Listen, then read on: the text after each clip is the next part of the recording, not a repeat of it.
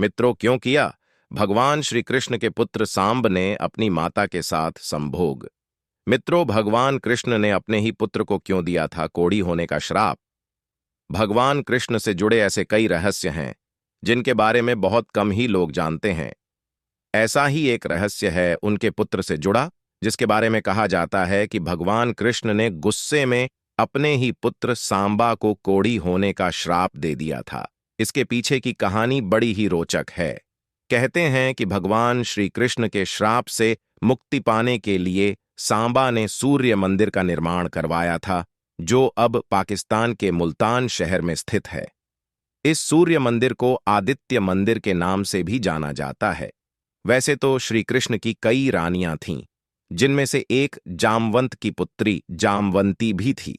श्री कृष्ण और जामवंती के विवाह के पीछे भी एक कहानी है। पुराणों के अनुसार बहुमूल्य मणि हासिल करने के लिए भगवान श्री कृष्ण और जामवंत में 28 दिनों तक युद्ध चला था। युद्ध के दौरान जब जामवंत ने कृष्ण के असली रूप को पहचान लिया, तो उन्होंने मणि समेत अपनी पुत्री जामवंती का हाथ भी उन्हें सौंप दिया। कृष्ण और जामवंती के पुत्र का नाम ही सांबा था। कहते हैं कि सांबा इतना सुंदर और आकर्षक था कि कृष्ण की कई पटरानियां भी उसकी सुंदरता के प्रभाव में आ गई थीं। कहते हैं कि सांबा के रूप से प्रभावित होकर एक दिन श्री कृष्ण की एक रानी ने सांबा की पत्नी का रूप धारण कर उसे आलिंगन में भर लिया, लेकिन ऐसा करते हुए श्री कृष्ण ने उन दोनों को देख लिया। इसी बात से गुस्सा होकर श्री कृष्ण ने सांबा को कोढ़ी हो जाने का श्राप दे दिया। पुराणों के अनुसार महर्षि कटक ने सांबा को कोढ़ से मुक्ति का उपाय बताते हुए सूर्य देव की उपासना करने को कहा।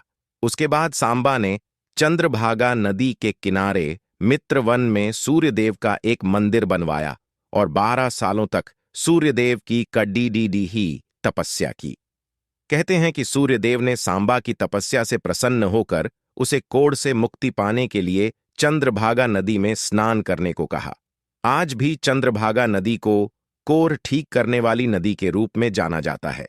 मान्यता है कि इस नदी में स्नान करने वाले व्यक्ति का कोढ़ जल्दी ठीक हो जाता है।